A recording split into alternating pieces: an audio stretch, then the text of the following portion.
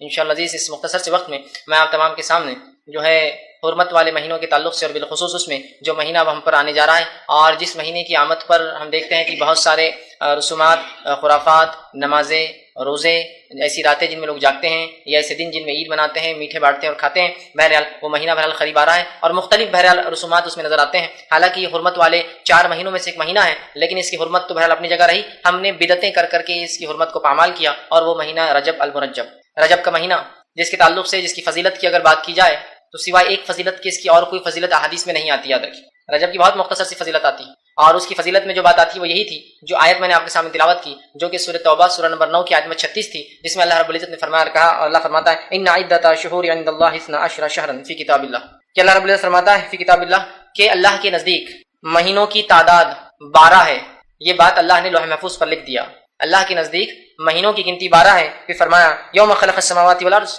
یہ تب سے جب سے اللہ نے آسمان اور زمین کو پیدا کیا تب سے مہینوں کی گنتی اللہ کے نزدیک جو ہے 12 ہے۔ آگے فرمایا والارض منها 4 حرم، اور ان 12 مہینوں میں سے 4 مہینے حرمت والے ہیں۔ ان 12 مہینوں میں سے 4 مہینے حرمت والے ہیں، مطلب یہ ایسے مہینے ہیں جن کے اندر گناہ کرنا، معصیت کرنا، نافرمانی کرنا، جنگ اور جدال کرنا یا حد سے تجاوز کرنا، اپنی نفس پہ ظلم کرنا حرام ہے۔ تو کہا ان میں سے 4 مہینے حرمت والے ہیں۔ پھر آگے فرمایا حرم ذالک الدین القیم، اور یہی سیدھا اور مضبوط اور سچا راستہ، یہی دین اسلام حق ہے، فرمایا مضبوط دین ہے۔ آگے فرمایا فلا تظلموا فیہن انفسکم، تو اے لوگوں تم اپنی نفسوں پر ان مہینوں میں ظلم نہ کرو، اے لوگوں تم اپنی نفسوں پر ان مہینوں میں ظلم نہ کرو۔ تو بہرحال یہ بات اس چیز کی طرف اشارہ کر رہی ہے کہ اللہ رب العزت نے جو ہے جب سے آسمان اور زمین کو پیدا کیا تب سے اللہ کے نزدیک مہینوں کی گنتی کتنی ہے؟ وہ 12 ہے، یاد رکھیے، اور ان 12 مہینوں میں سے 4 مہینے محترم ہیں، 4 مہینے حرمت والے ہیں۔ اب وہ 4 مہینے حرمت والے کون سے؟ اس کے تعلق سے نبی اکرم صلی اللہ علیہ وسلم فرماتے ہیں، یہ بخاری کی روایت ہے، ابو ہریرہ رضی اللہ عنہ حدیث کے راوی فرماتے ہوئے کہتے ہیں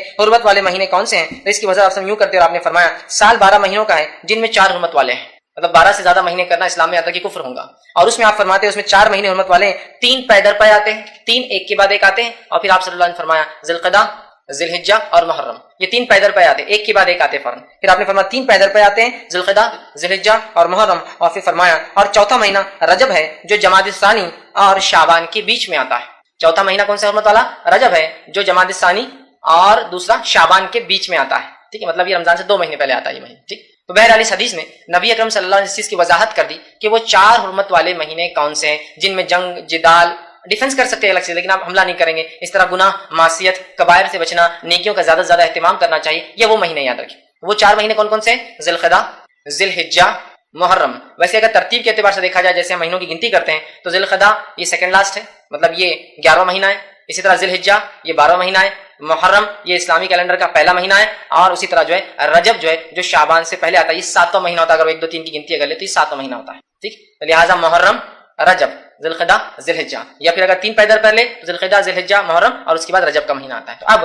رجب کے بارے میں یہ چیز تو واضح ہوگی کہ حرمت والا مہینہ ہے، لیکن اس کی حرمت کے علاوہ اور کوئی فضیلت اس مہینے کی نہیں آتی ہے، جیسے کہ لوگوں کو دیکھا جا رہا ہے کہ جو ہی رجب کا مہینہ آتا ہے مختلف قسم کے اعمال، مختلف قسم کے افعال لوگ کرنا شروع کر دیتے ہیں۔ جیسے مثال کے طور پر کچھ لوگ مخصوص نمازوں کا اہتمام کر دیتے ہیں جیسے صلاۃ الرغائب ہے، یا اس کے علاوہ اور کچھ نمازیں۔ کچھ لوگوں کا یہ حال دیکھا جاتا ہے کہ مخصوص روزوں کا اہتمام کرتے ہیں، جیسے کہ پہلے جمعرات کا روزہ یا پہلے جمعے کا روزہ رجب کے، اسی طرح جو ہے رجب کے 27 کی رات کو جاگتے ہیں اور اس کے بعد وہ جاگنے کے بعد دن میں جو ہے روزہ رکھتے ہیں، اسی طرح اور بھی مخصوص روزے ان ایام میں رکھتے ہیں، اور اس کی مختلف فضیلت ہے، ایک روزے رکھنے کی فضیلت 2 کی ہے، 3 کی ہے، 7 کی ہے، 8 کی ہے، 10 کی ہے، 15 کی ہے، مہینے بھر کی ہے، فضیلت بتائی جاتی ہے۔ اسی طرح کچھ لوگوں کو دیکھا جاتا ہے کہ 27 رجب کو جو ہے وہ ایک جاگنے کا خاص اہتمام کرتے ہیں، رات جاگنے میں گزاری جاتی ہے، دن کے اندر روزہ رکھا جاتا ہے اور اس کے مختلف فضائل بتائے جاتے ہیں۔ اسی طرح ایک اور چیز جو اس مہینے میں کی جاتی ہے وہ یہ ہے کہ لوگ اس مہینے میں عمرے کی فضیلت سمجھتے ہیں، بہت کثرت سے لوگ عمرے کو جاتے ہیں کہ رجب کا مہینہ ہے عمرہ کر کے آئیں گے تو عمرے کو جاتے ہیں۔ اسی طرح ہم دیکھتے ہیں کہ ایک اور چیز جو نظر آتی ہے، جو کثرت سے نظر آتی ہے، وہ یہ ہے کہ لوگ اس میں ایک عید مناتے ہیں، ایک دن مناتے ہیں جسے کنڈے کہا جاتا ہے ہمارے زبان میں، کنڈوں کی عید عام زبان میں کہتے ہیں، وہ کنڈے منائے جاتے ہیں 22 رجب کو، 27 رجب کو جو ہے رات میں جاگ کر دن کا روزہ رکھا جاتا ہے 27 کا۔ اسی طرح اس سے مختلف روزوں کی مختلف فضائل لوگ بیان کرتے ہیں، اور اسی طرح جو ہے اس مہینے میں عمرے کی کچھ فضیلت سمجھتے ہیں کہ عمرے کو جانا فضیلت ہے، اور اسی طرح کچھ مخصوص نمازیں پڑھتے ہیں۔ تو اگر میں اس بات کو یہاں یہ رکھنا چاہوں کہ ماہ رجب کی فضیلت کیا ہے، تو بس ماہ رجب کی صرف ایک فضیلت ہے، اور فضیلت ہے یہ مہینہ حرمت والے 4 مہینوں میں سے ایک ہے، بس اتنی ہی فضیلت ہے ماہ رجب کی۔ اس کے علاوہ نبی اکرم صلی اللہ علیہ وسلم اس مہینے میں نہ عمرہ ثابت ہے، نہ مخصوص روزے ثابت ہے، نہ مخصوص راتیں جاگنا ثابت ہے، نہ مخصوص نمازیں اور مخصوص عبادتیں ثابت ہے، اور نہ ہی مخصوص وہ جو ہم کنڈے کرتے ہیں، ایک میٹھی عید کرتے ہیں، اس میں خوب کھاتے اور پیتے اور کھلاتے اور پلاتے ہیں، یہ عید کا کوئی وجود ثابت ہے۔ لیکن یہ حرمت والا مہینہ ہے. اللہ کہہ رہا ہے کہ ان حرمت والوں میں اپنے نفس سے ظلم نہ کرو, لیکن اللہ ہم پر رحم کرے. ہم واقعی میں اس مہینے میں اپنی نفسوں پر ظلم کر رہے ہیں بدعات کر کے. اس مہینے یہ سب بدعات ہیں, یہ خرافات ہیں, یاد رکھیں. تو بہرحال ہم دیکھ رہے ہیں اس مہینے کی حرمت کو ہم پامال کر رہے ہیں. اللہ رب العزت نے اس آیت میں جو میں نے آپ کے سامنے سورہ توبہ کی آیت میں 36 رکھی, دیکھیے آخر میں کیا فرمایا, فلا تظلموا فیہن انفسکم, اے لوگوں اس مہینے میں اپنی نفس پر ظلم نہ کرو. اور ظلم سے مراد سب سے پہلے تو قتل و غارت گیری نہ کرو, اس لیے کہ ان مہینوں میں ظلم کرنا ممنوع ہے. ویسے تو ظلم سارے سال ہی منع ہے, یاد رکھیے. ان مہینوں میں خاص طور سے اس کی حرمت بڑھ جائیں گی. ان مہینوں میں خاص طور سے ان سے رکنا ہے. نیکی تو ویسے ہمیشہ کرنا ہے, ان مہینوں میں خاص طور سے نیکی میں اضافہ کرنا ہے, یہ بولنا چاہ رہا ہوں. ٹھیک, تو یہاں دیکھیے ان مہینوں میں خاص طور سے قتل و جدال نہیں کرنا چاہیے, لڑائی نہیں کرنا چاہیے. ہاں ڈیفینس کر سکتے ہیں, آپ کوئی لڑنے آ جائے آپ بچاؤ کر سکتے ہیں, لیکن آپ اٹیک نہیں کریں گے. یہ اللہ رب العزت نے سورہ بقرہ سورہ نمبر 2 آیت نمبر 218-217 میں اس کی وضاحت اس طرح سے فرمایا, یسألونک عن الشہر الحرام قتال فیہ, کیا آپ سے سوال کرتے ہیں کہ یہ حرمت والے مہینوں میں قتال کرنا کیسا ہے. اللہ نے جواب دیا فیہ کبیر, تو اللہ نے فرمایا قتال فیہ کبیر, ان میں قتل و غارت گری کرنا بہت بڑا جرم ہے, بہت بڑا گناہ ہے. تو یہ چیز واضح ہوگی کہ ان مہینوں کے اندر قتل و غارت گری سے قرآن نے ڈائریکٹلی منع کیا. سوال پوچھا گیا, جواب آیا. اسی طرح جو ہے زمانے جاہلیت میں, دور جہالت کے اندر بھی جو ہے لوگ قتل و غارت گری رجب کے مہینے میں نہیں کرتے تھے. اس کا مطلب یہ ہوا کہ رجب کے مہینے کی حرمت عربوں کو پتا تھی, دور جہالت میں بھی حرمت مانتے تھے, اور یہ جو حرمت والے مہینے دور جہالت میں بھی عرب ان کی حرمت کو پامال نہیں کرتے تھے. اور جو ہے رجب جو لفظ آتا ہے یاد رکھیے وہ ترجیب سے آتا ہے, جس کا معنی ہوتا ہے عظمت والا. رجب جو نام ہے یہ ترجیب سے آتا ہے, مطلب حرمت والا, عظمت والا. تو گویا دور جہالت میں بھی عرب اس مہینے کو بڑا عظمت والا مہینہ مانتے تھے, گناہوں سے رکتے تھے, معصیتوں سے رکتے تھے, غلط کام سے رکتے تھے, اور جو ہے وہ برائی سے اپنی نفسوں کو بچایا کرتے تھے. حالانکہ وہ کبھی کبھی گڑبڑ کرتے تھے مہینوں کے اندر, آگے پیچھے ہیر پھیر کرتے تھے, لیکن بہرحال وہ 3 مہینوں میں کرتے تھے جو ایک ساتھ آتے ہیں, ذوالقعدہ, ذوالحجہ, محرم. لیکن رجب کو اپنی جگہ رکھتے تھے اور بڑی اس کی حرمت رکھتے تھے اور اس کی تعظیم کرتے تھے, یاد رکھیں. ابو ہریرہ رضی اللہ عنہ فرماتے ہیں اس تعلق سے, رجب کے تعلق سے, نبی اکرم صلی اللہ علیہ وسلم جو عربوں میں ایک طریقہ تھا اس طریقے کو آپ نے منع کیا, اور آپ سن کی حدیث اس طرح سے صحیح بخاری کی آپ نے فرمایا لا فرا ولا عتیرہ, کہ جو ہے اسلام میں نہ فرا ہے نہ اسلام میں عتیرہ ہے. اس کا کیا معنی ہوا؟ فرا کہتے ہیں عربی زبان میں اونٹ کے, گائے کے یا بکری کے پہلا جو بچہ بکری دیتی تھی, عرب اس بچے کو بتوں کے نام پر ذبح کرتے تھے, اس کو کہتے فرا. تو آپ نے کہا اسلام میں فرا بھی نہیں, اور پھر فرمایا ولا عتیرہ, اور اسلام میں عتیرہ بھی نہیں. عتیرہ کہتے تھے عرب خاص طور سے رجب کے مہینے میں بتوں کے نام پر قربانیاں, خاص طور سے. ایک تو عام طور سے ہر جانور کا, اونٹ کا, گائے کا اور بکری کا پہلا بچہ ذبح کرتے بتوں کے نام پہ, لیکن رجب میں خاص طور سے وہ کرتے. تو آپ نے کہا ولا عتیرہ, یہ رجب کے مہینے میں خاص ذبح کرنا غلط ہے اور اسلام سے اس کا کوئی تعلق نہیں ہے. تو یہاں دیکھیے اللہ کے رسول صلی اللہ علیہ وسلم ایک غلط رسم, جو کہ رجب ایک محترم مہینہ تھا عربوں کے نزدیک بھی, اس میں جو غلط رسم پائی جا رہی تھی, آپ نے اس رسم سے روکا اور کہا اس کے اندر عتیرہ کسی قسم کی قربانی ثابت نہیں, یاد رکھیں. ٹھیک, اسی طرح ہم دیکھتے ہیں رجب کا مہینہ, یا بہت سے لوگ سوال کرتے ہیں اللہ رب العزت کچھ مہینوں کو محترم کیوں قرار دیا اللہ نے, اس کی وجہ کیا ہے؟ تو اس کی وجہ واللہ عالم, اللہ ہی جانتا, ہم نہیں جانتے وجہ کیا. لیکن یہ اللہ کی سنت ہے, اللہ کا طریقہ ہے کہ اللہ کچھ چیزوں کو چن لیتا ہے. جیسے مثال کے طور پر اللہ نے دنوں میں جمعہ کے دن کو چن لیا ہے نا, یہ خاص دن ہے. اسی طرح جو ہے اللہ رب العزت نے کتابوں میں اپنی کتاب قرآن کو چن لیا. اسی طرح زمین پر جو اللہ رب العزت نے مسجدوں کو چن لیا, اسی مسجد اللہ کا گھر ہے نا. اسی طرح ہم دیکھتے ہیں مہینوں کے اندر اللہ رب العزت نے حرمت والے مہینوں کو چن لیا. اسی طرح ہم دیکھتے ہیں راتوں کے اندر اللہ رب العزت نے شب قدر کو چن لیا. ٹھیک, اسی طرح ہم دیکھتے ہیں انسانوں میں اللہ رب العزت کچھ انسانوں کو چن لیتا ہے جن کو انبیاء کہا جاتا ہے. تو اللہ رب العزت کا یہ سنت ہے, یہ طریقہ ہے اللہ کا کہ اللہ کچھ چیزوں کو چن لیتا ہے اور اس کی عظمت بیان کر دیتا ہے. اب ہمارا کام یہ ہے کہ جب اللہ کچھ چیزوں کو چن لے اور اس کی عظمت کو بیان کرے, ہم اس کی عظمت کو کبھی پامال نہ کریں, اور جو اللہ رب العزت بتا رہا ہے وہ عمل کرنے کی کوشش کرے. تو اسی طرح اللہ رب العزت نے جو ہے اس مہینے کو بھی ایک عظمت والا مہینہ چن لیا, اس مہینے کو بھی ایک محترم مہینہ چن لیا, اس مہینے کو بھی ایک مہینہ چن لیا جس میں ہم کوشش کریں جنگ, جدال, معصیت, گناہ, برائی کے کاموں سے رکے اور کوشش کریں زیادہ سے زیادہ نیکیاں کریں, یاد رکھیں. ٹھیک ہے, لیکن کسی چیز کو خاص مت کیجیے, جیسا کہ ہم لوگ آج کل خاص کر رہے ہیں کہ خاص کر لیا عمرے کے لیے. عمرہ کبھی بھی ہو سکتا ہے, یہ رجب خاص, نمازیں کبھی بھی نفل ہو سکتی, خاص مت کیجیے, ورنہ آپ بولیں گے آپ نے خود کہا کہ ان مہینوں میں نیکی میں اضافہ کرنا چاہیے. خاص مت کیجیے کہ خاص دن ایک نفل, خاص نماز کے بعد ایک نفل, جمعہ کے بعد فلاں عمل, جمعرات کا فلاں روزہ, جمعہ کو یہ کرنا, اس میں خاص عمرہ کرنا. یہ الگ بات ہے, نمبر عمرے کا آپ نے لگا اس میں لگ گیا تو الگ بات ہے, لیکن خاص کر لینا, ایک رات کو خاص مخصوص کرنا, تو بہرحال یہ تمام چیزیں غلط ہو جائیں گی. نبی اکرم صلی اللہ علیہ وسلم نے اس سے ہمیں روکا, اور قرآن نے ان مہینوں میں اپنے نفس کو ظلم سے روکنے کے لیے ہمیں کہا. لیکن افسوس کی بات ہے ہم آج بدعتیں ایجاد کر کے اپنی نفسوں پر ان مہینوں کے اندر بھی اللہ رحم کرے ظلم کر رہے ہیں. ایسا عجیب و غریب ظلم اور عجیب اور غریب اعمال, جن اعمال کے بارے میں اللہ کے رسول صلی اللہ علیہ وسلم بتایا, نہ صحابہ کو دیکھا گیا, نہ تابعین کو دیکھا گیا, نہ جن اماموں کو ماننے کا دعویٰ ان اماموں نے کبھی ان اعمال کا جو ہے جواز دیا کہ ہاں اسے کیا جا سکتا ہے, نہ سلف صالحین نے کبھی کیا, بلکہ کچھ اعمال تو ایسے کہ 1400 سال سے کبھی نہیں پائے گئے. کوئی 600 سال بعد ایجاد ہو رہا ہے, کوئی 800 سال بعد ہو رہا ہے, اور کوئی تو ایسا کہ 1300 سال بعد اسلام کے آنے کے ایجاد ہو رہا ہے. چلا دھیرے دھیرے وہ اعمال رکھوں گا تو بتاؤں گا. نبی اکرم صلی اللہ علیہ وسلم پہلے اس بات سے ہمیں ڈرا دیا تھا کہ دیکھو بدعت نہ کرنا دین کے اندر. بدعت اس لیے کہ بہت سنگین جرم ہے, اور آپ صلی اللہ علیہ وسلم نے جب بھی آپ خطبہ حاجت دیتے, آپ جب خطبہ دیتے ہیں, آپ جانتے ہیں آپ صلی اللہ علیہ وسلم خطبہ دیتے، میں بھی ہر بار درس سے پہلے خطبہ دیتا ہوں، تو نبی اکرم صلی اللہ علیہ وسلم جب خطبہ دیتے اس خطبے میں یہ ضرور بیان کرتے، اللہ کی حمد و ثنا بیان کرتے اور یہ کہتے فإن خیر الحدیث کتاب اللہ، کہ سب سے بہترین بات اللہ کی کتاب کی ہے۔ پھر فرماتے ہو خیر الحدی حدی محمد صلی اللہ علیہ وسلم، سب سے بہترین طریقہ محمد صلی اللہ علیہ وسلم کا ہے۔ پھر فرماتے وشر الامور المحدثاتها، اور دین میں نئے کاموں سے بچتے رہنا، دین میں نئے کاموں سے بچتے رہنا، محدثاتها وکل محدثۃ بدعہ، اس لیے کہ دین میں ہر نیا کام بدعت ہے، وکل بدعۃ ضلالہ، اور ہر بدعت گمراہی ہے، وکل ضلالۃ فی النار، اور ہر گمراہی کا ٹھکانہ جہنم کی آگ ہے۔ ہر بار جب آپ خطبہ دیتے یہ الفاظ اس کے اندر برابر دہراتے کہ نئی چیزیں دین میں ایجاد مت کرنا، منع کرتے، اس لیے کہ دین یہ اللہ کا دیا گیا ہے، نئی چیزیں اس میں ایجاد کرنا گویا اللہ کی ایک ملکیت میں، اللہ کے ایک دین کے اندر کچھ اپنے طرف سے اضافہ کرنا ہے، تو آپ منع کرتے تھے۔ اسی طرح نبی اکرم صلی اللہ علیہ وسلم صحیح مسلم کی روایت ہے اور آپ فرمایا کرتے، عائشہ رضی اللہ عنہا اس حدیث کی راویہ فرماتی ہے، آپ نے فرمایا من احدث فی امرنا ھذا ما لیس منہ فہو رد، جس کسی نے ایسی کوئی چیز اس دین میں ایجاد کی جس کا حکم میں نے نہیں دیا تھا، فہو رد، وہ روز قیامت مردود ہے، وہ چیز انکار کر دی جائیں گی، واپس اس کے منہ پر پھینک دی جائیں گی۔ دوسری کی روایت میں آپ فرماتے، یہ بھی صحیح مسلم کی ہی روایت ہے، آپ نے فرمایا کہا کہ جس کسی نے من عمل عملا لیس علیہ امرنا فہو رد، جس کسی نے ایسا کام کیا جس کا حکم میں نے نہیں دیا تھا اسے، تو روز قیامت ایسا عمل مردود ہے، ایسا عمل لوٹا کر اسی شخص کے منہ پر مار دیا جائے گا۔ تو ہم دیکھ رہے ہیں بدعت کتنی بڑی گمراہی ہے کہ آپ صلی اللہ علیہ وسلم ہر خطبے میں بدعت سے بچنے کا حکم دے رہے ہیں۔ نبی اکرم صلی اللہ علیہ وسلم کہہ رہے ہیں کہ بدعت گمراہی ہے، بدعت سے اپنے آپ کو بچاؤ، جو ایسا کوئی نیا کام کرے گا جو میں نے نہیں کیا وہ جو ہے مجھ سے بری ہے، یا اس عمل سے ہم بری ہوں گے، وہ عمل اس کے منہ پہ مار دیا جائے گا، وہ عمل مردود ہے۔ لیکن اس کے بعد بھی ہم دیکھتے ہیں حرمت والے مہینے جیسے آتے ہیں، چاہے رجب آؤ یا اسی طرح محرم آؤ، ہم دیکھتے ہیں اتنے خرافات، اتنے بدعات، اتنی نئی نئی باتیں، اتنے اعمال اور اتنی عجیب و غریب عبادتیں ہم نے ایجاد کر لی۔ اللہ رب العزت رحم کرے، حالانکہ اس نے اپنی کتاب میں فرما دیا ان مہینوں میں اپنے نفس پر ظلم مت کرنا۔ بہرحال آگے آئیے، اب جو ان مہینوں میں کچھ اعمال ہم غلط کرتے ہیں جو بدعت ہے ان کا تذکرہ کرتا ہوں۔ پہلا عمل جو اس مہینے میں کیا جاتا ہے جس کو سنت سمجھا جاتا ہے اور بڑے اہتمام سے لوگ کرتے ہیں، اور راسخ جو اپنے آپ کو دین کے اندر جن کو ہم راسخ پاتے ہیں، جو بہت قدیم قسم کے لوگ ہیں، جو بہت شدید اعتبار سے اسلام پر عمل کریں، جو عمل کرتے ہیں اس مہینے میں جو ثابت نہیں یاد رکھی۔ دیکھیے عمل کتنا زیادہ ہو، کتنا پیسہ خرچ کرنے والا ہو، کتنی محنت اس میں لگ رہی ہو، وہ تمام چیزیں ایک بازو رکھ دیجیے۔ اصل چیز ہے کہ اللہ کے رسول اور صحابہ نے کیا صلی اللہ علیہ وسلم، بس یہ اصل ہے۔ اگر کیا تو پھر آپ کریے، ڈٹ کر کریے، نہیں کیا تو بچیے اور ڈٹ کر بچیے۔ تو آئیے سب سے پہلی چیز جو کرتے ہیں وہ ہے صلاۃ الرغائب، یہ قسم کی نماز، اس کا نام ہی لوگوں نے صلاۃ الرغائب، یہ نام لیکن نماز کا کسی فقہ کی کتاب میں کبھی نہیں ملے گا آپ کو، یہ نماز کا تذکرہ کبھی کسی محدث کے بعد آپ کو نہیں ملے گا، لیکن ایک یہ موضوع روایت ہے، ان موضوع اور من گھڑت روایتوں کو لے کر یہ نماز کو بنا دیا گیا جس کو صلاۃ الرغائب کہا جاتا ہے، اور یہ بڑے عقیدت کے ساتھ رجب آتے ہی لوگ اس کا اہتمام کرتے ہیں۔ اس نماز کے تعلق سے جو روایت پیش کی جاتی ہے، جو موضوع ہے، یاد رکھیے موضوع سمجھتے ہو، موضوع مطلب وہ حدیث جو نبی اکرم صلی اللہ علیہ وسلم کی طرف گڑھ دی گئی، منسوب کر دی گئی، لیکن آپ نے ایسی بات نہیں کہیں، وہ روایت کیا رکھتا ہوں جو صلاۃ الرغائب کی طرف لوگ سناتے ہیں، بیان کرتے ہیں۔ حدیث کے الفاظ اس طرح سے وہ یہ ہے کہ رجب اللہ کا مہینہ ہے،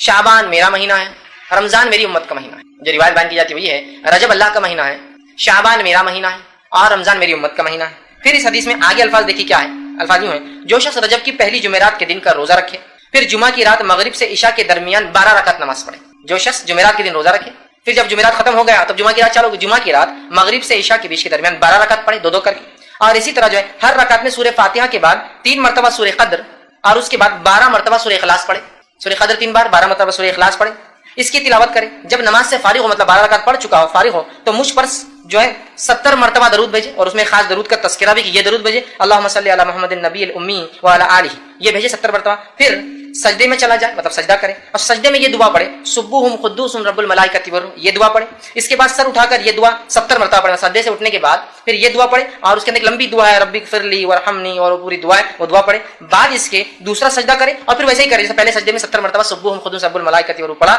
اگر جس نے یہ کر لیا تو اس کے باوجود، مطلب اس کے بعد وہ کہتے ہیں کہ جس نے یہ کر لیا تو اس کے جو ہے اسی طرح کرے، اس کے بعد جو کچھ اللہ تعالیٰ سے مانگے گا، اس کے بعد جو کچھ اللہ تعالیٰ سے مانگے گا اللہ تعالیٰ اس کی ہر حاجت کو پورا کریں گا۔ اب یہ فضائل میں آتا ہے، اور یاد رکھیے یہ روایت جو میں نے آپ کے سامنے رکھی جو بات، یہ نبی اکرم صلی اللہ علیہ وسلم ثابت نہیں ہے، ثابت نہیں ہے۔ اس کے اوپر جو یہ موضوع ہے، ابن الجوزی رحمہ اللہ نے کہا کہ یہ موضوع ہے، اسی طرح جو ہے ابن رجب رحمۃ اللہ علیہ کہتے ہیں کہ یہ روایت موضوع ہے، امام نووی کہتے ہیں کہ روایت موضوع ہے، اسی طرح محمد بن طاہر الہندی رحمہ اللہ یہ فرماتے ہیں کہ روایت موضوع ہے، اسی طرح امام شوکانی رحمہ اللہ کہتے ہیں کہ روایت موضوع ہے، اور اس کے بعد مولانا عبدالحی لکھنوی جو کہ ہندوستان کے رہنے والے تھے، مشہور اور معروف شخصیت ہے، وہ بھی اس کے تعلق سے کہتے ہیں اور فرماتے ہیں، ان کا قول اس طرح سے صلاۃ الرغائب والی حدیث منگلت ہے، اور اس پر اکثر محدثین یا سب محدثین کا اتفاق ہے، اور ان کی مخالفت کرنے والے کا کوئی اعتبار نہیں، چاہے وہ کوئی بھی ہو۔ کیا کہہ رہے ہو عبدالحق جو ہے عبدالحی لکھنوی رحمہ اللہ کہ جو ہے یہ نماز کے تعلق سے کہہ رہے ہیں کہ صلاۃ الرغائب والی روایت منگلت ہے تمام محدثین کی نزدیک، اور جس نے اس کے خلاف بات کی اس کو کوئی اعتبار نہیں، تو یہ صلاۃ الرغائب جو خاص طور سے پہلے جمعرات کا جو رجب کے اندر روزہ رکھا جاتا ہے،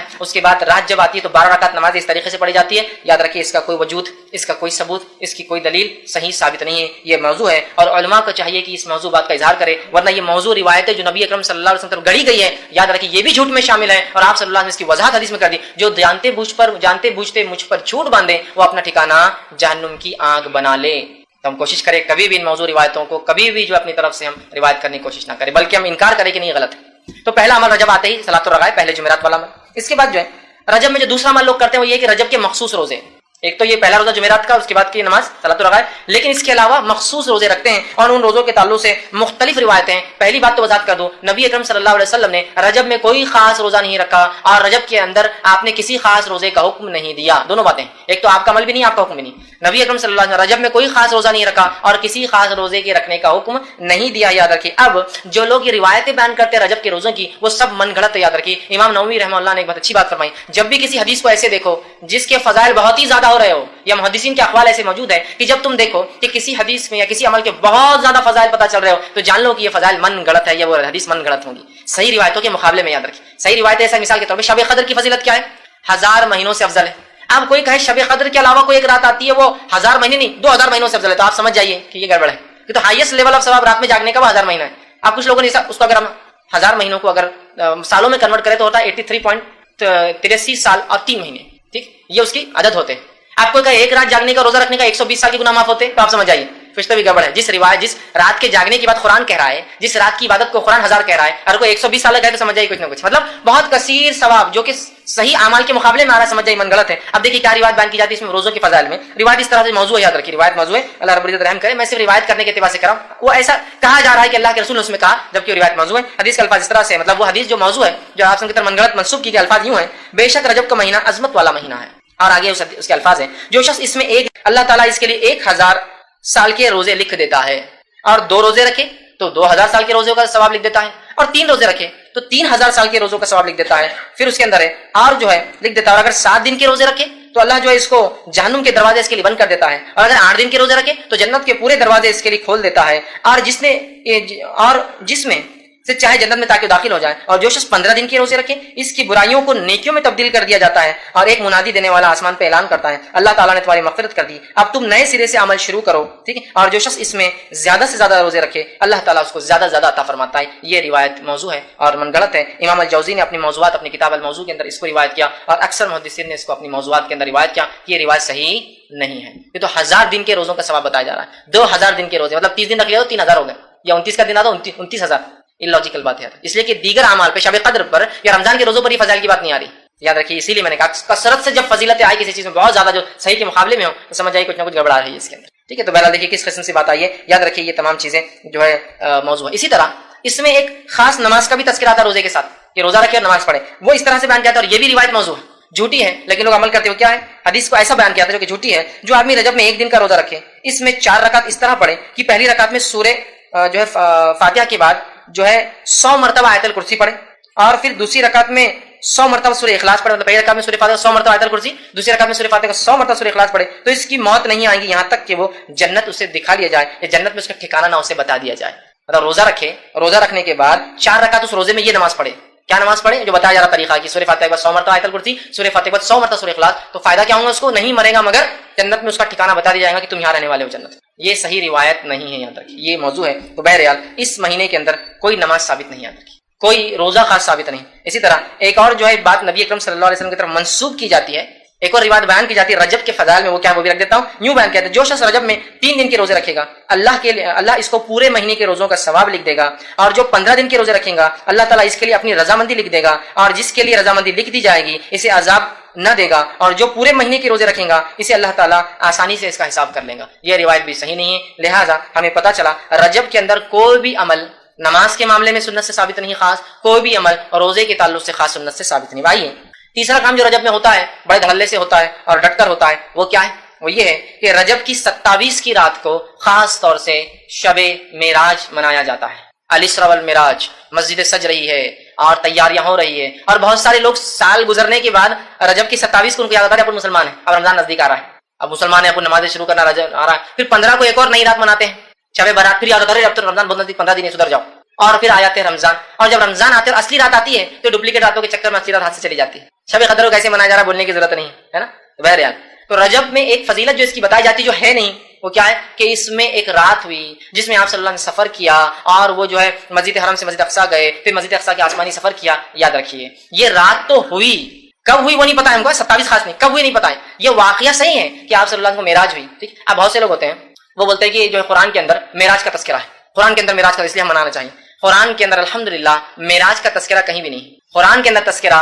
اسراء کا ہے. قرآن کے اندر تذکرہ اسراء اور معراج کیا ہے بتا دیتا ہوں. اسراء کہتے ہیں اس سفر کو جو آپ صلی اللہ علیہ وسلم نے مسجد حرم سے مسجد اقصیٰ طے کیا، یہ اسراء. اور معراج کہتے ہیں اس سفر کو جو مسجد اقصیٰ سے آسمان ہو. معراج کا مطلب ہوتا ہے چڑھنا، سیڑھیاں اوپر کی طرف جانا، وہ تذکرہ ہے. تو قرآن نے کہیں معراج کا تذکرہ نہیں کیا، اسراء کا کیا. سبحان الذی اسریٰ، سورہ جو ہے بنی اسرائیل سورہ نمبر 17 آیت نمبر 1، سبحان الذی اسریٰ بعبدہ لیلا من المسجد الحرام الی المسجد الاقصی الذی بارکنا حولہ لنریہ من آیاتنا انہ هو السمیع البصیر. یہ آیت نے فرمایا کہ پاک بابرکت ہے وہ ذات جو لے گئے اپنے بندے کو رات کے ایک حصے میں مسجد حرام سے مسجد اقصیٰ کی طرف، جس کے اطراف ہم نے اپنی برکتیں پھیلا رکھی ہے تاکہ جو ہے لنریہ من آیاتنا، اپنے بندے کو اللہ کے رسول صلی اللہ علیہ وسلم کچھ نشانیاں دکھائے اپنی. سمجھ رہے آپ؟ تو اسراء کا تذکرہ ہے، معراج کا تذکرہ قرآن میں کہیں بھی نہیں. اور ہم منانے کیا معراج، تذکرہ اسراء کا ہے. بہرحال تو یہ واقعہ ہوا، ہم واقعے کا انکار نہیں کریں کہ آپ صلی اللہ آسمان پہ گئے، وہ سفر ہوا، آپ مسجد اقصیٰ مسجد حرم سے اقصیٰ گئے، آپ نے نماز پڑھائی وہاں امام انبیاؤں کو، وہاں سے پھر جبرائیل السلام سفر کر کے آپ کو براق کو بٹھا کر آسمانوں کی طرف لے گئے. پہلے آسمان، دوسرا آسمان، تیسرا آسمان، چوتھا آسمان، پانچواں، چھٹا، ساتواں آسمان پہ گیا. اللہ آپ سے ہم کلام ہوا، آپ کو کچھ آیتیں جو ہے سورہ بقرہ کی 2 آخری آیتیں دی گئی. اللہ رب العزت سے کلام ہوا، ابراہیم علیہ السلام سے ملاقات ہوئی. بہت ساری باتیں اس کے اندر آتی ہیں، ہم انکار نہیں کرتے ان کا.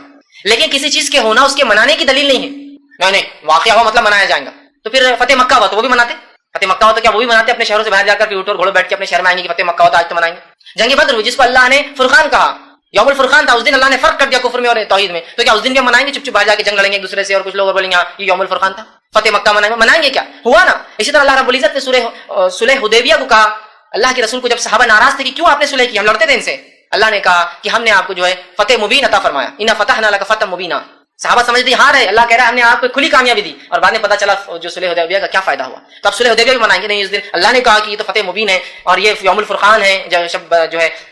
جنگ بدر، اور اسی طرح فتح مکہ ہوئی، اسلام کو غلبہ ملا تو وہ منائیں گے. ایسا کریں گے. پھر اللہ کے ہجرت کر کے گئے تو ہم بھی سب کہیں تو بھی جا کے آئیں گے، کریں گے کہ چیز کا ہونا منانے کی دلیل نہیں ہے. تو یہ ہوا واقعہ. اس واقعے کی اگر تفصیلات آپ دیکھنا چاہتے ہیں تو میرا اس پہ ایک مفصل 2-2.5 گھنٹے کا ایک بہت تفصیلی عنوان ہے، شب معراج کی حقیقت اور ہماری بدعتیں. یہ آپ دیکھ لیں. اس کے بعد شب برات آئیں گے، اس پہ میرا ایک لیکچر ہے شب برات کی حقیقت اور ہماری بدعتیں. اور تیسری رات جو منائی جاتی ہے جو حقیقی ہے اس کے اوپر ہی میرا ایک لیکچر ہے شب قدر کی اہمیت اور ہماری غفلتیں. اس کو ضرور آپ دیکھیں. تو شب معراج کی حقیقتیں اور ہماری بدعتیں اس میں نے بہت تفصیلی رکھا ہے کہ کسی چیز کا ہونا منانے کی دلیل نہیں. بہرحال تو اب اس رات کو یاد رکھیے، اس رات کو نبی اکرم صلی اللہ علیہ وسلم کے ساتھ وہ معجزہ ہوا جو آپ لے گئے. یہ رات 27 رجب تھی، اس کے بارے میں کوئی دلیل ثابت نہیں ہے. اس معاملے میں امام نووی رحمہ اللہ نے 10 اقوال نقل کیے، 10 الگ الگ قول علماء کے نقل کیے، جن کے اندر سے ایک یہ ہے کہ جس سال آپ کو نبوت ملی اس سال یہ رات ہوئی. دوسرا قول یہ نبوت کے 5ویں سال، تیسرا قول یہ نبوت کے 8ویں سال، نبوت کے 10ویں سال، ہجرت سے 8 مہینے پہلے، ہجرت سے 16 مہینے پہلے، ہجرت سے 12 مہینے پہلے، ہجرت سے 14 مہینے پہلے. 12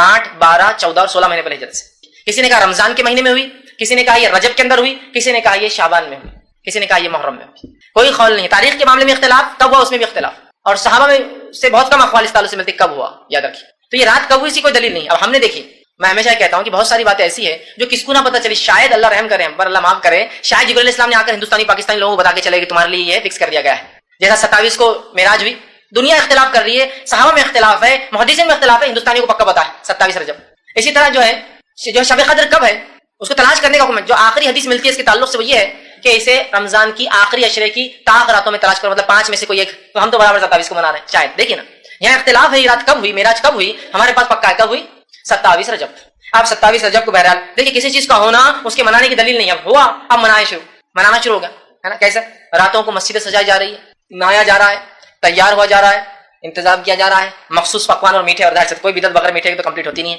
مخصوص میٹھے بنائے جا رہے ہیں. اسی طرح جو مخصوص لباس بنائے جا رہے ہیں، مخصوص رکعت میں تعداد میں راتوں کی نماز، 100 رکعت نماز، یا پھر ایک نماز ہوتی ہے کہ جو زندگی بھر کے نمازیں چھوٹ گئے، ٹھیک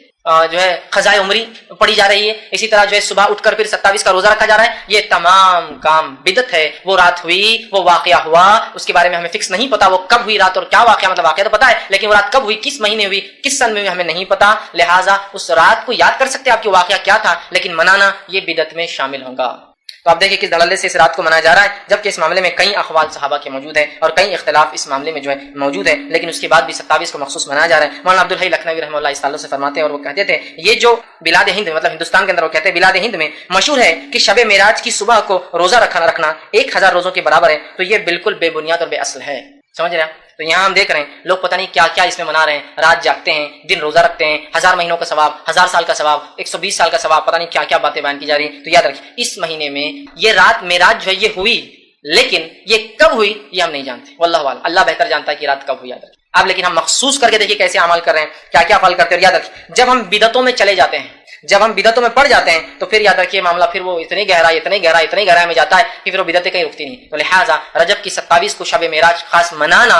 یہ بدعت ہے اور شریعتاً غلط ہوگا، رات کا جاگنا بھی ثابت نہیں، اس میں کوئی خاص روزہ ثابت نہیں۔ کوئی آدمی روز رات میں جا کے عبادت کرتا ہے تو وہ بھی کر سکتا ہے، اور کوئی روزہ رکھنے کا عادی ہے اور وہ رکھتا ہے، جیسا کہ مثال تو جمعرات اور پیر کا روزہ رکھتا ہے اور اس دن ہی جمعرات آ جائے تو الگ بات ہے، لیکن خاص طور سے کرنا یہ بدعت میں شمار ہوگا۔ اب اور ایک کام جو اس رجب میں کیا جاتا ہے بڑے عقیدت سے، وہ کیا ہے؟ وہ یہ کہ رجب میں لوگ سمجھتے ہیں عمرہ کرنا افضل ہے، اور بہت لوگ عمرے کو جاتے ہیں، بڑا نمبر لگائے جا رہے ہیں، تڑپ کے لگائے جا رہے ہیں، دعائیں ہو رہی ہیں اللہ سے سالوں سال کی رجب میں موقع دے ہم کو عمرے کا۔ رجب میں آپ صلی اللہ علیہ وسلم سے خود عمرہ کرنا ثابت اور نہ ہی آپ نے کبھی اس کی کوئی فضائل کسی صحیح احادیث میں بتائی ہے، دونوں باتیں یاد رکھیں۔ آپ صلی اللہ علیہ وسلم سے رجب میں کوئی عمرہ ثابت نہیں ہے، اور آپ صلی اللہ علیہ وسلم سے کسی صحیح حدیث میں کوئی قول ثابت نہیں ہے کہ آپ نے عمل خود عمرہ کیا یا حکم دیا کہ بھائی تم لوگ اس مہینے میں عمرہ کیا کرو، کوئی بات ثابت نہیں ہے۔ یاد رکھیے اس تعلق سے جو بات آتی ہے آپ صلی اللہ علیہ وسلم کے جو عمرے ہیں اس تعلق سے جو بات آتی ہے، ایک روایت یوں آتی ہے جو کہ صحیح مسلم کی حدیث ہے، اور جو ہے عروہ بن زبیر جو ہے وہ فرماتے ہیں، بیان کرتے ہیں کہ ایک مرتبہ عبداللہ بن عمر رضی اللہ عنہما اور میں دونوں مل کے عائشہ رضی اللہ عنہا کے حجرے کے باہر بیٹھے، اور میں نے سوال کیا ابن عمر سے کہ عبداللہ ابن عمر کیا نبی اکرم صلی اللہ علیہ وسلم نے رجب میں کوئی عمرہ کیا تھا؟ تو وہ فرماتے ہیں، انہوں نے جواب دیا ہاں کہ آپ صلی اللہ علیہ وسلم رجب میں عمرہ کیا تھا۔ پھر وہ کہتے ہیں کہ جو عروہ کہتے ہیں کہ میں نے عائشہ رضی اللہ عنہا سے پوچھا، اے اللہ، جو عائشہ رضی اللہ عنہا، کیا اللہ کے رسول نے رجب میں کوئی عمرہ کیا تھا؟ تمہاری عائشہ رضی اللہ عنہا نے وہی جواب دیا اسی وقت جبکہ عروہ بھی بیٹھے ہیں، عبداللہ بھی بیٹھے ہیں اور وہ اندر حجرے میں۔ جب انہوں نے پوچھا، ان سے پوچھا پہلے پھر ان سے پوچھا، تو میں عائشہ جواب دیتی حجرے سے، انہوں نے کہا کہ اللہ جو ہے عبداللہ ابن عمر کی مغفرت کرے، ان پر رحم کرے، مطلب دعائیں دے رہی، غلطی بھی ان سے، اس کا مطلب رحم کرے، مغفرت کرے۔ اللہ کی قسم آپ صلی اللہ علیہ وسلم نے کبھی کوئی عمرہ رجب میں نہیں کیا، اللہ کی قسم نبی اکرم صلی اللہ علیہ وسلم نے کبھی کوئی عمرہ رجب میں نہیں کیا۔ اس سے اسلاف کا، صحابہ کا طریقہ دیکھیے اختلاف کا، کہ ابن عمر نے غلطی کرتے یہ نہیں کہا کہ اندر سے حضرت عائشہ کی ہنسی کی آواز آئی، ٹھیٹی ٹھاٹا کی آواز آئی، اور کہا ابن عمر کو کیا اتنا بھی نہیں پتا کہ کب اللہ کے رسول نے کیا کہتا ہے، اتنے جاہل ہے کیا فقیر الامہ تم کو لوگ کہہ رہے ہیں، تم کو تو اتنا بھی نہیں۔ اللہ مغفرت کرے عبداللہ کی، اللہ رحم کرے ابن عمر پر۔ دیکھیے طریقہ کتنا احسن ہے کہ اللہ رحم کرے ابن عمر پر۔ اللہ کی قسم کبھی اللہ کے رسول صلی اللہ علیہ وسلم نے جو ہے رجب کے اندر عمرہ نہیں کیا، فرماتی ہے۔ اور پھر کہا، آپ نے فرمایا کہا مہینے میں نہیں تھا، اور آپ صلی اللہ علیہ وسلم جب بھی عمرہ کے لیے گئے ہر مرتبہ ابن عمر آپ صلی اللہ علیہ وسلم کے ساتھی ہوتے تھے، پھر بھی وہ یہ بات بھول گئے، وہ ان کے ساتھی تھے لیکن پھر بھی شاید ان سے وہاں بولنے میں چوک میں تھا۔ عائشہ نے کہا کہ تم تو ہر سفر میں ان کے ساتھ تھے، پھر بھی بھول گئے تھے، ان سے چوک ہوگی۔ اسی طرح دوسری روایت جو آتی ہے وہ اس طرح سے، صحیح مسلم کی روایت ہے، انس بن مالک رضی اللہ عنہ سے پوچھا گیا کہ اللہ کے رسول صلی اللہ علیہ وسلم نے کتنے عمرے کیے؟ تو انہوں نے فرمایا اللہ کے رسول صلی اللہ علیہ وسلم نے 4 عمرے کیے اور 1 حج کیا تھا آپ نے۔ اور پوچھا گیا کب کیے تھے؟ تو کہا 3 عمرے آپ نے ذی القعدہ میں کیے اور 1 عمرہ آپ نے ذی الحجہ میں کیا جس میں آپ نے حج بھی کیا تھا۔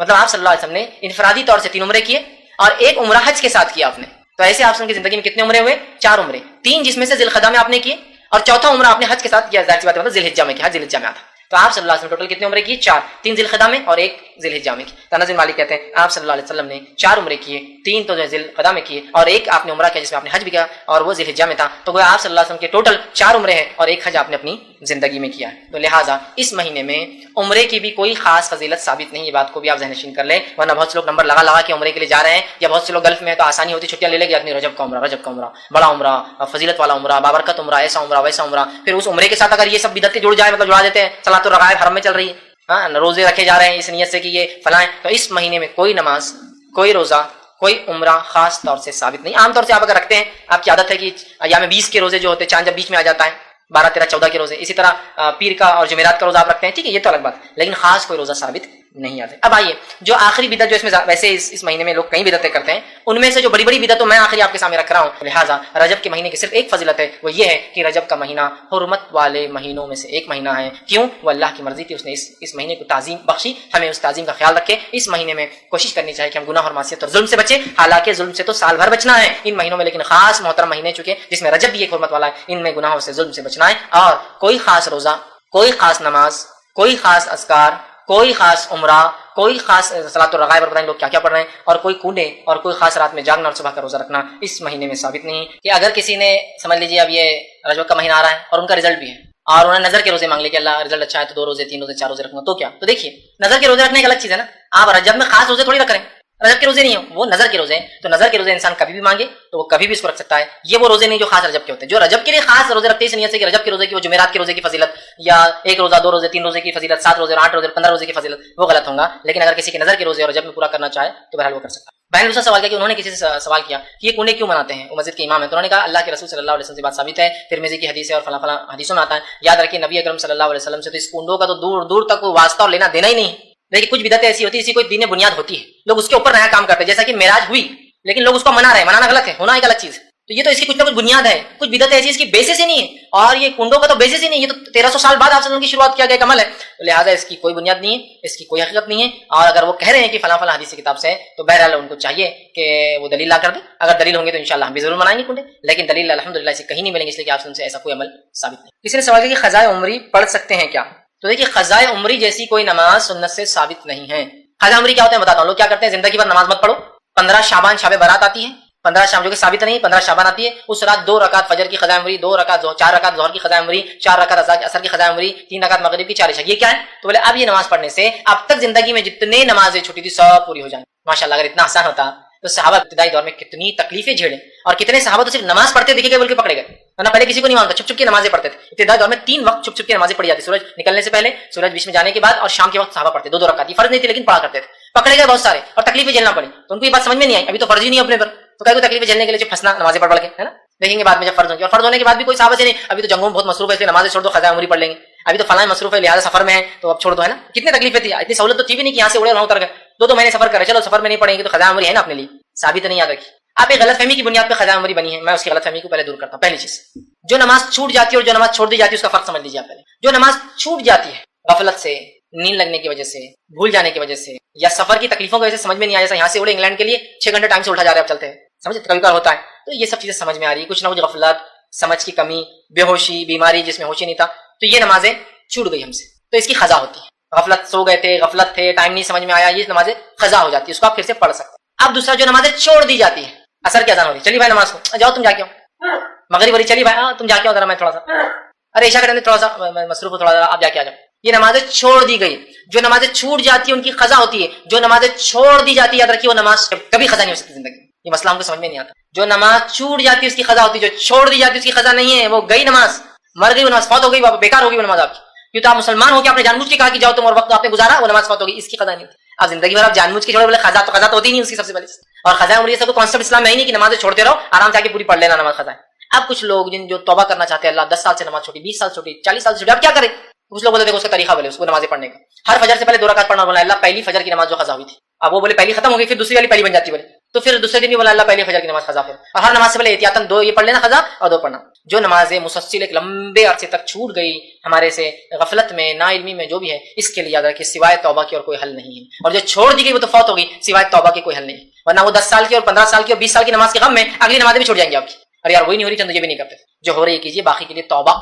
ہاں حال میں کچھ چھوٹ گئی، سفر میں اس میں بھول گئے اور ایسا ہوگا وہ الگ چیز ہے، لیکن عرصے تک سال تک نمازیں چھوٹی ہے تو توبہ ہے، اس لیے کہ صحابہ اور تابعین سے کوئی ایسے اقوال نہیں ملتے کہ نمازیں چھوڑو اور پھر قضاء عمری پڑھتے رہو پوری رات، نماز سے پہلے 2 رکعت یا ایک ساتھ 15 شعبان کو بس کھڑے ہو جاؤ اور شب برات کو منا لو اور بس قضا کر لو، تو قضاء عمری جیسی کوئی نماز سنت سے ثابت ہی نہیں ہے۔ قضا نماز جو ہو جاتی ہے وہ پڑھ سکتے ہیں، چھوٹ گئی جو نماز چھوڑ دی جاتی ہے وہ فوت ہو جاتی ہے، تو لہٰذا اللہ سے ہم توبہ کریں، یہی اس کا ایک حل ہے۔ السلام علیکم، میرا یہ سوال ہے کہ شب معراج میں اور شب برات میں بھی عشاء کا ٹائم چینج کر دیا جاتا ہے، عشاء کا ٹائم بڑھا دیا جاتا ہے، تو یہ اس پہ کیا ہے، مطلب یہ بدعت ہوئی یا پھر جو ہے تو بھائی نے سوال کیا کہ شب برات اور شب معراج پہ خاص طور سے مسجدوں میں عشاء کا ٹائم بڑھا دیا جاتا ہے تاکہ لوگ لیٹ آ کے پڑھیں، تو بہرحال یہ تو غلط ہے، جو ٹائمنگ چل رہا ہے وہی رکھنا چاہیے، لیکن اب ایک مصلی تو مجبور ہے نماز میں، وہ عمل غلط ہے، خاص طور سے کچھ دنوں میں بغیر شرعی عذر کے، بارش ہو رہی ہے، مصیبت ہے، پریشانی ہے، تو ایک الگ چیز ہے، خاص طور سے جو ہے خاص طور سے لوگ جو ہے نمازوں کو آگے بڑھا دیتے ہیں، ٹھیک ہے، اور اس کو لمبا کرتے ہیں، وہ طریقہ یاد رکھیے شریعتاً درست نہیں ہوگا۔ آپ جو ریگولر چل رہی نماز اسی ٹائم پر نماز کو وہ کرنا چاہیے، لیکن اب میں ایک مصلی کیا کروں، آپ پھر مجبور ہیں، اب جو ٹائم ہوگا اس میں آپ کو جانا پڑے گا، اور اس ٹائم پہ چونکہ آپ جماعت سے نماز پڑھنا چاہتے ہیں، آپ اس مسجد کے مصلی ہیں، اب وہ لوگوں نے ٹائم بدل جاتا ہے، ہم کیا کر سکتے ہیں، لہٰذا ویٹ کیجیے، آپ وہ پڑھیے، لیکن ایسا کرنا میں کہوں گا درست نہیں ہوگا، کیونکہ خاص آپ ان ایام کو فضیلت دے رہے ہیں، پھر یہ ٹائم بدلنا خاص فضیلت ہے تاکہ زیادہ سے زیادہ لوگ پڑھے، مطلب زیادہ سے زیادہ لوگ منائے، جبکہ اس کا منانا ثابت ہے نہیں، لہٰذا میں کہوں گا مسجد کے ذمہ داروں سے اسی وقت رکھیں, لیکن مصلی مجبور ہے, اگر وہ ٹائمنگ چینج کرتے ہیں تو آپ مجبور ہیں, اللہ تعالیٰ جو آپ کی مجبوری کو انشاءاللہ. جب بہت سارے لوگوں کو درس کی دعوت آپ کے درس کے طرف بلایا جاتا ہے تو بولتے ہیں کہ فیضوی کا لیکچر ہے تو ہم آتے ہیں, تو ہم نہیں آتے. تو پہلے پوچھتے ہو فیضوی کا ہے, تو خاص طور سے خواتین, گھر کی جو خواتین ہیں وہ پوچھتی ہے کہ فیضوی کا ہے کیا, بولو پہلے اس کے بارے میں کچھ. بھائی نے ایک سوال کیا کہ بہت سارے لوگ جب درس میں ان کو دعوت دی جاتی ہے آتے ہیں تو پوچھتے ہیں آج فیضوی کا درس ہے کیا. انہوں نے کہا خواتین خاص طور سے گھر کی پوچھتی نہیں, فیضوی ہوں گے تو ہم آتے, نہیں تو ہم نہیں آتے. مجھے کچھ لوگوں نے ایسی کمپلین بھی کی تھی کہ کچھ لوگ اٹھ کر چلے جاتے ہیں اگر مجھے نہیں دیکھتے ہیں. لیکن میں ہمیشہ یہ بات بولتا ہوں کہ کسی کے انداز کی بنیاد پر پورے علم کو چھوڑ دینا اچھی بات نہیں ہے. تو اگر میرے علاوہ بھی کوئی مقرر آئے گا تو علم ہی دے گا نا, کہ نہیں وہ منمانی کرے گا, قصے کہانی آپ کو سنا کر چلا جائے, علم دے گا. تو صرف اس وجہ سے کسی کا انداز صرف آپ کو پسند آتا ہے, اس انداز کی بنیاد پہ آپ علم کو مت چھوڑیے, میں یہ کہوں, اور اجتماعیت کو مت چھوڑیے. مطلب جو آپ لگے ہیں ریگولر ایک ٹائم نکال رہے ہیں, سنڈے کو آپ وقت دے رہے ہیں, عادی ہے اس کی, تو ایک اچھی چیز ہے, تو لہٰذا ہوں. دوسرا ہے کہ بہت سارے لوگ یہ بھی کمپلین کرتے ہیں کہ فیض آپ بہت کم رہ رہے ہیں اور یہاں زیادہ دھیان نہیں دے رہے. تو یاد رکھیے بہت سارے مجبوریاں ہوتے ہیں, بہت سارے حالات ہوتے ہیں کہ بہت سارے مختلف ہندوستان کے علاقوں میں لوگ کام کرنا چاہتے ہیں, ان کو بھی جوش چاہیے, ان کو جذبہ چاہیے, وہ بھی چاہتے ہیں کہ ہم ان کے سامنے کچھ باتیں رکھیں, وہ بھی کچھ ہمارے ذریعے سے سیکھے, یا نوجوانوں میں کچھ ایک جو ہے ایک تبدیلی آئے, کچھ کام نیا شروع ہو. تو اس کے لیے بہرحال ہم بھی کوشش کرتے ہیں, اور اسی کے تحت میں بھی سفر کر کے جاتا ہوں. ورنہ عام طور سے اگر کوئی یہ کہے کہ صرف تقریر کے لیے مجھے بلا رہا ہے تو میں نہیں جاتا ہوں. ہم لوگ تقریر نہیں, اس کے بعد کیا آپ کا ورک پلان ہے کہ آپ کیا کریں گے اس کے بعد. تقریر تو ہر کوئی ایسا سود کے خلاف تقریر, تو تقریر تو سود کے خلاف تب دیکھے جا رہے ہیں, کون سا ایسا مسلمان جس کو معلوم ہے سود حرام نہیں ہے بول کر. پریکٹیکلی میرے جانے کے بعد تقریر کی آپ کیا سود کے خلاف نظم اٹھائیں گے یہ بولیے پہلے. تو میں یہ کوشش کرتا ہوں کہ صرف تقریر پر میں زور نہ دوں, بلکہ میں وہاں جاؤں جہاں کچھ کرنا چاہتے ہو تقریر کے ساتھ. ٹھیک ہے, گیدرنگ چاہے کتنی بھی ہو, 100 لوگ بھی رہتے میں جاتا ہوں, وہ مسئلہ نہیں میرے لیے. لیکن اصل یہ ہے کہ آپ اس کے بعد کیا فالو اپ لے رہے ہیں, کہ آپ کوئی تحریک شروع کر رہے ہیں, کوئی سسٹم بنا رہے ہیں, کوئی کام شروع کر رہے ہیں, کہ نوجوانوں کی بگاڑ پہ ہمیں تقریر لی تو نوجوانوں کے لیے کچھ تیار کر رہے ہیں پروگرامس, اس کے بعد ایک سلسلہ چلتے رہے, نہیں پھر اگلا مقرر آئے گا 2 مہینے بعد وہ بولیں گا پھر اگلا مقرر, یہ نہیں ہوتا. تو لہٰذا میں کوشش کرتا ہوں جاؤں تاکہ کتاب و سنت کا کام آگے بڑھے, لوگ کتاب و سنت کو سمجھیں. تو لہٰذا لوگوں کی گزارشات ہوتی ہے, ریکویسٹ ہوتی ہے. میں بہت کوشش کرتا ہوں کہ میں اتوار کو یہاں رہوں, بہت کوشش کرتا ہوں. الحمدللہ جتنے اتوار میں یہاں رہتا ہوں تقریباً کم بیش میں ہفتے کو واپس آتا ہوں رات میں, یا ہفتے کی صبح اورنگ آباد رہتا ہوں, جمعہ کا پروگرام جمعرات لے کر ہفتے کو رہتا ہوں تاکہ اتوار یہاں پھر اگلے پروگرام کے لیے چلے. تو کوشش کرتا ہوں, لیکن کچھ جگہ ناممکن ہوتا ہے کہ میں اتوار کو کروں, اور وہ جانا ہی پڑتا ہے, جیسا کہ ہفتہ اتوار کو پروگرام کرنا چاہتے کچھ جگہ. لیکن میں کوشش کرتا ہوں جمعرات جمعہ لوگ پروگرام رکھیں تاکہ میں کہیں بھی رہوں. تو ہفتے کے دن میں فلائٹ سے آتا ہوں تو ہفتے کے دن شام تک میں اورنگ آباد یا صبح اورنگ آباد پہنچ ہی جاتا ہوں. اتوار کے دن آپ لوگوں کے سامنے رہتا ہوں, پھر منگل بدھ کچھ نہ کچھ لوکل پروگرامس ہمارے طے ہوئے رہتے تاکہ یہاں کے لوگ بھی سننا چاہتے ہیں, چلیے پھر لوکل پروگرامس لوگوں کے پاس ہوتے ہیں وہاں جاتا ہوں. تو لہٰذا آپ صرف کسی کے انداز کی وجہ سے علم چھوڑ دیں. دوسرا کچھ لوگ یہ کہتے ہیں آپ فیس بک کریں تو کوئی بات نہیں, نیٹ پہ پھر دیکھ لیں گے, نیٹ بھی ضرورت ہے. بہرحال آپ نیٹ پہ دیکھ لیں گے یہ بات تو صحیح ہے, لیکن جو لائف ہونے سے, لوگوں کے ساتھ بیٹھنے سے, لوگوں میں آنے سے جو بہت ساری چیزیں اور بھی ڈیولپ ہوتی ہے, وہ ظاہر سی بات ہے اکیلے میں نہیں ہو پائے. جیسے پردے کی اہمیت پہ عنوان آپ سن رہے ہیں, لیکن جب کچھ عورتوں کا آپ پردہ دیکھیں گے تو ایک جوش ہوتا ہے کہ دیکھو ماشاءاللہ کیسا کریں. جب آپ دیکھ رہے ہیں کہ فلاں کام کرنا چاہے, ٹکنے سے اونچا, کچھ لوگ ٹکنے سے اونچا پہن رہے, لوگ دیکھ رہے ہیں ارے ماشاءاللہ ان کو بھی جوش آ رہا ہے, دیکھو لوگ پہن رہے ہیں یار, آپ ان سے سن رہے تھے, پریکٹیکل کو نمونہ دکھ نہیں رہا تھا. تو ایسے بہت سارے فائدے اجتماعیت میں ہونے سے ہوتے ہیں. تو لہٰذا میں گزارش کروں گا. بہت سے لوگ کمپلین یہ بھی آئے کہ باہر سنتے آواز ہو اور باہر سے پھر چلے جاتے ہیں, اچھی بات نہیں ہے. اور اسی وجہ سے ہم اعلان نہیں کرتے کہ میں کب ہوں اور کب نہیں ہوں, کہ لوگ چلے جاتے ہیں. ٹھیک, اب یہ کیسے پاسبل ہوا کہ ہم اعلان کریں کہ میں ہفتے کی 4 ہفتے رہوں گا, 2 ہفتے رہوں گا, 1 ہفتہ رہوں گا, جبکہ پروگرام ایسے ماشاءاللہ 2-3 مہینے پہلے طے ہو جاتے ہیں. لیکن پھر بھی ہم اعلان کیسے کریں؟ کوئی پروگرام کینسل ہو جاتا تو میں یہاں دکھتا ہوں, پھر آپ بولے وہاں لکھ دیتے نہیں ہم نہیں آؤ, دیکھو آپ یہاں تھے. کبھی لکھ دیا ہوں اور کسی ارجنٹ وجہ سے مجھے جانا پڑا, دیکھو لکھ دیتے اور دیکھو نہیں, یہ رہتا وعدہ خلافی کرتے. بڑے لوگوں کو دیکھ لیا, سب جھوٹے رہتے, لکھ دیا اور یہ کرتے. تو آپ سمجھنے کو بھی تیار نہیں ہوتے کہ پریکٹیکل ایشوز کیا ہے, اس لیے ہم لکھ کر بھی نہیں لگاتے. لکھ کے لگائیں گے پھر آپ کی طرف سے ہم کو جو ہے سلاماتیں بولتے ہیں نا, وہ تانے سننا پڑیں گے, تو لکھ کے بھی نہیں لگاتے ہیں اس وجہ سے. اگر سمجھ لیجیے کینسل ہو گیا, سر آپ نہیں رہنے والے تھے نا آج کیسے, ہم نہیں آئے اور آپ آ گئے اس دن, ایسا کیسا؟ اب ہمیں اس دن کینسل ہو گیا میرا پروگرام, کتنے لوگوں کو بولو کینسل ہو گیا تھا, پھر لکھ کے لگانا چاہیے نا پہلے. اب لکھ کے لگا دیا تو یہ مسئلہ نہیں, لکھ کے لگاتے ہو لکھ کے نہیں لگا دیا ہم. بہرحال آپ ہر اتوار آیا کیجیے, اور اتوار میں سے ایک اتوار انشاءاللہ میں نمودار ہو ہی جاتا ہوں کوئی نہ کوئی اتوار, اور آپ لوگ سن لیتے ہیں. بہرحال ٹھیک ہے, عنوان ماشاءاللہ بھی سبھی مختلف بہت اچھے باندھتے ہیں آپ کے سامنے, بولنے کا طریقہ صرف فرق ہوتا ہے. قرآن حدیث کی بات وہی ہے جو سب کرتے ہیں, بس تھوڑے سے کسی کے انداز کی وجہ سے آپ کسی علم کو مت ٹھکرائیے, اس لیے کہ بہت سارا مفید علم پھر آپ سے چھوٹ جاتا ہے, اور بہت سارے لوگوں کے مختلف انداز بیان ہوتے ہیں. ٹھیک, تو لہٰذا صرف ایک بیان کے انداز کی وجہ سے آپ کسی کے علم کو مزہ کیجیے. ریگولر آپ سنڈیز کو آیا کیجیے اور اس درس سے جو ہے فائدہ اٹھائے. السلام علیکم. سوال یہ, بہت سارے لوگوں کا نظریہ اس طرح ہوتا ہے کہ کوئی معاملات یا اختلافی مسئلہ ہے, اکثر نماز کے معاملات میں ایسا ہوتا ہے کہ کوئی مسئلہ ہے اور اس مسئلے میں 2 گروہ کا اختلاف ہے. اگر ایک مسئلہ صحیح روش پر ہے اور دوسرا غلط ہے تو اس طرح فورس کیا رہتا ہے کہ آپ صحیح بھی ہے تو اس مسئلے کو نہ بیان کرو, تاکہ آپ کے بیان کرنے کی وجہ سے پھر امت میں اختلاف پیدا ہوگا, اور اختلاف کے پھر جھگڑے ہوں گے. اس وجہ سے آپ بولے نہ کو, اور آپ کے بولنے کی وجہ سے نہ بولنے کی وجہ سے اختلاف نہ ہو. اور اگر یہ بات صحیح نہیں ہے تو پھر ایسی کون کون سی مسئلات ہو سکتی ہیں کہ کوئی معاملے میں صحیح حدیث آئے اور اس کے باوجود بھی ہم صحیح حدیث کے رد کر دیں؟ بھائی نے ایک اچھا سوال کیا کہ بہت سارے لوگ جب کوئی مسئلہ آتا ہے تو جیسے نمازی علی جنہوں نے کہا, اور بھی مسائل ہوتے ہیں جس میں 2 رائے ہو علماء کی, 2 رائے ہو, یا پھر ایسی 2 رائے ہو کہ ایک غلط اور ایک صحیح ہو, ایک ضعیف روایت اور ایک صحیح روایت ہو, ایک غلط ہو یا ایک صحیح ہو, یا 2 رائے, دونوں کی میں دونوں کا جواب دیتا ہوں. اگر 2 رائے آتی ہے اور دونوں صحیح ہیں تو لوگوں کو اختیار ہوتا ہے جس پہ چاہے عمل کرے. اگر ایسی 2 رائے, ایک صحیح اور ایک غلط ہے, اور اگر بھائی صحیح پر عمل کرتے اس کو بیان کرتے, لوگ کہتے ہیں کہ دیکھو اس سے اختلاف ہو رہا امت میں, لہٰذا یہ بات کو بیان مت کرتے. ان کا سوال تھا کہ ایسی کون سے مصلیت ہو سکتی ہے جس میں صحیح حدیث کو بیان نہ کیا جائے، اس وجہ سے کہ امت میں اختلاف ہو رہا ہے. دیکھیے اگر کوئی عمل غلط ہو رہا ہے ضعیف یا موضوع روایتوں کی بنیاد پر ہو رہا ہے، اس بنیاد پہ نہیں کہ اختلاف ہے مسئلے کے اندر، ضعیف یا موضوع روایتوں کی بنیاد پر ہو رہا ہے، تو یہ ہمارے لیے واجب اور ضروری ہے کہ ہم صحیح روایتوں کو لوگوں کے سامنے رکھیں. اگر انہیں لگتا ہے یہ اختلاف ہے تو یہ ان کی سمجھ کا اختلاف ہے. اگر یہی بات آپ صلی اللہ علیہ وسلم جب مکے میں اور مشرکین تو یہی تو کہہ رہے تھے نا کہ بھائی تم ایسی بات مت کرو، اس اختلاف ایسی بات کرو جو دونوں کو چل جائے، ایک سال ہم تمہارے معبود کی بات کریں، ایک سال تم ہمارے معبود کی بات کرو، ایک سال ہم اچھا تم ہمارے مت کرو لیکن ہمارے معبود کو کم از کم برا مت بولو، چلو ایک سال تم مت کرو برا مت بولو. کیا آپ صلی اللہ علیہ وسلم نے کمپرومائز کیا؟ اب یہاں جو مصالحت کی بنیاد پر لوگ کہہ رہے نہیں امت میں اختلاف ہوگا، امت میں اختلاف ہوگا، تو کب تک امت کو آپ جاہل رکھنا چاہ رہے ہیں؟ میں یہ سوال کر رہا ہوں کب تک؟ نہیں اس سے اختلاف ہوگا اس سے اختلاف ہوگا. کچھ جماعتوں کے حال تو یہ 70 سال سے چل رہے ہیں، 70 سال سے آج تک کوئی مسئلہ ہے کہ اس سے اختلاف ہوگا. تو کب تک امت کو آپ بے شعور اور بغیر شعور کے رکھنا چاہتے ہیں اور کتاب و سنت کے واضح علم کو ان سے چھپانا چاہتے ہیں؟ کیوں؟ بول دیجیے آپ کیا اختلاف ہوگا دیکھا جائے گا. یہ اختلاف نہیں ہوگا، یہ بات وہ ہوگی کہ صحیح چیز پر آئیں گے. اور اختلاف جو ہو رہا ہے نا جو صحیح بات بتانے کی وجہ سے وہ اختلاف نہیں، درخت ہماری نفس کے خلاف جب بات جاتی ہے نا تو ہم کو بری لگتی ہے اور ہم اس کو اختلاف سمجھتے ہیں. نفس کے خلاف جا رہے ہمارا تو دل چاہ رہا ہمارا پروڈکٹ بکنا چاہیے، لوگ عید منائیں اس دن، دیکھو اب یہ بڑے غلط ہے تب تو اپنا بزنس بند ہو جائے گا نا پورا. تو اختلاف ہم پیدا کر رہے ہیں، یہ ہے نہیں اندر کی. تو ایسا کوئی مسئلہ جس میں کتاب و سنت میں دو رائے آ رہی ہو تو ٹھیک ہے، اس میں کوئی بول سکتا ہے کہ یار ایک رائے پہ لوگ عمل کر رہے نا وہ بھی غلط نہیں ہے، تو تم دوسری رائے مت رکھو اس لیے کہ اس سے اختلاف ہو سکتا ہے. ٹھیک ہے یہ تو ہو سکتا ہے کہ بات دونوں بھی صحیح ہونے کے، لیکن ایک غلط ہے دوسری صحیح ہے لیکن اس صحیح بات کو بیان نہیں کرنے دیا جا رہا اس بنیاد پر اختلاف ہوگا. تو میں کہوں گا نہیں یہ تو کتمان علم ہے. ابو ہریرہ رضی اللہ عنہ فرماتے ہیں کہ اگر اللہ کے رسول صلی اللہ علیہ وسلم کی حدیث میں نہ سنا ہوتا کہ جو شخص علم رکھنے کے باوجود چھپائے وہ جہنم میں جائے گا تو میں حدیث بیان نہیں کرتا، اس ڈر کی وجہ سے کہ غلط بات نہ نکل جائے میرے منہ سے. ہو سکتا ہے نا کوئی بات بیان کر دے جو آپ نے نہیں کہی اور نکل جائے، تو ڈر سے حدیث بیان نہیں کرتے تھے کہا، لیکن علم چھپانے میں آ جا رہا نہیں بات. تو لہٰذا بہت سارے لوگوں کو دیکھا جا رہا ہے جو نفس پرست ہوتے ہیں ان کو یہ بات اختلاف نظر آتا ہے کہ اگر میں کسی سے کہوں گا کہ یہ عمل جو اتنے سالوں سے تم کر رہے ہو، جن آپ کے والد کو بھی ہم نے اجازت دی تھی کرنے کی، آپ کے چچا کو بھی دے دی تھی، اب آپ سے کہیں غلط ہے تو ظاہر سے تو گلا پکڑیں گا، مسجد کو چندہ بند ہو جاتا، زکات بند ہو جاتی، چمڑے آنا بند ہو جاتے، غلہ مناج نہیں آتا، تو لے چل لے دو نہیں اختلاف ہوگا. اور اختلاف نہیں ہوگا بول کر اکثر علم کتاب و سنت کا چھپایا جا رہا ہے، جبکہ ہم جانتے ہیں اللہ رب العزت نے اس بات کی وضاحت اپنے قرآن میں کر دی اور فرما دیا کہ وہ علم جو اللہ رب العزت نے کتاب و سنت کا اتارا تھا، ان الذین یکتمون ما انزلناه من البینات والهدى من بعد ما بیناه للناس في الكتاب اولئک یلعنهم الله ویلعنهم اللائنون. یہ جو ہے سورہ بقرہ کی آیت نمبر 159 ہے کہ ہم نے جس ہدایت کو واضح نشانیوں کو روشن دلیلوں کو کتاب کی شکل میں اتارا ہے اس کو اگر کوئی چھپاتا ہے، ان الذین یکتمون ما انزلناه من البینات والهدى کہ ہم نے جس قرآن کو جس کتاب کو اتارا ہے جس کو لوگ چھپاتے تھے، یہ آیت یہودیوں کے لیے آئی تھی کہ ان کو توریت اتاری کی، توریت کو ہم لوگوں سے چھپاتے، کہا نہیں یہ اس لائق نہیں ہے، لوگ اس کی دعوت نہیں دینا چاہیے. تو کہا وہ لوگ جن کے اوپر ہم نے نازل کیا بینات کھلی دلیل اور ہدایت، اس کے باوجود انہوں نے اس کو یکتمون چھپایا، اولئک یلعنهم اللہ تو ان پر اللہ کی لعنت ہو، ویلعنهم اللائنون اور سارے لعنت کرنے والے تمام مخلوقات کی لعنت. تو کتمان حق کتمان علم کو چھپانا بہت سنگین جرم ہے. اب اختلاف کے نام پر غلط چیز پہ ضعیف اور موضوع پہ عمل کرنے دیا جا رہا، صحیح نہیں بیان کیا جا رہا، تو میں کہوں گا یہ تو کوئی حکمت ہی نہیں ہے کہ آپ ضعیف اور موضوع پہ عمل کرنے دیا جائے. ہاں صحیح بات کو بتانے کے لیے حکمت ہونا چاہیے، میں یہ کہوں گا صحیح بات کو بتانے کے صحیح وقت اور صحیح حکمت اور صحیح شخص کو پکڑیے اور اس کو بتائیے. لیکن یہ تو ہرگز یاد نہیں جائیں گے چلنے دو ابھی چلنے دو، پھر کل کو جب آپ کہیں گے یہ غلط ہے اور وہ بولیں گے کیوں 10 سال سے تم نے آج تک غلط نہیں کہا، اب کہہ رہے ہو غلط، پھر کیا کہوں گے آپ اس کو؟ نہیں 10 سال پہلے تم میں عقل نہیں تھی اب زیادہ ہے، وہ بولیں گے حضرت زیادہ عقل مند جب تھا میں اب تو بوڑھا ہوتا جا رہا ہوں 10 سال بعد، جب سمجھانا چاہیے تھا تم نے یہ بات، جب میں اپنی زندگی تبدیل کر سکتا تھا، میں 10 سال کے اعمال 20 سال 50 سال کے برباد کری تم نے، کہا کہ حکمت تھی تمہاری علم چھپانے میں. یاد رکھیے علم چھپانے میں کوئی حکمت نہیں ہے. ہمیں جب غلط اور صحیح کا معاملہ آ رہا ہے چھپائیے مت، ہاں بتانے کا انداز حکیمانہ ہو، حکمت کے ساتھ اپنی صحیح بات کو لوگوں کے سامنے بالکل رکھیے اور لوگوں کی تانوں سے اور ان کی برائی سے اور ان کی شر سے اللہ رب العزت انشاءاللہ ہماری بات کریں گا. اور آپ یہ سوچی کیجیے کہ میں اللہ کے رسول صلی اللہ علیہ وسلم کی صحیح بات لوگوں تک پہنچا رہا ہوں، لوگ مانے نہ مانے ان کا مسئلہ ہے. اور اس سے اگر اختلاف ہو رہا ہے کہ غلط بات والے صحیح بات سے اختلاف کر رہے تو یہ تو ہر دور میں ہوا کہ حق بات کا اختلاف کیا گیا، اس میں حق بات کے خلاف بات کی گئی، اس سے اختلاف کیا گیا، اس سے آپ مت ڈریے، اپنی بات کو آپ رکھ دیجیے. السلام علیکم. چار حرمت کے جو مہینے اس کی مطلب فضیلت جو آتی ہے، مطلب کیا ذکر کرنا ہے عمل کرنا ہے، اس کی مختصر تشریح کیجیے. حرمت کے مہینے جو 4 مہینے اور جو نکاح کے تعلق سے آتا ہے کہ محرم کے مہینے میں نہیں کرنا چاہیے، وہ بات کہاں تک درست ہے؟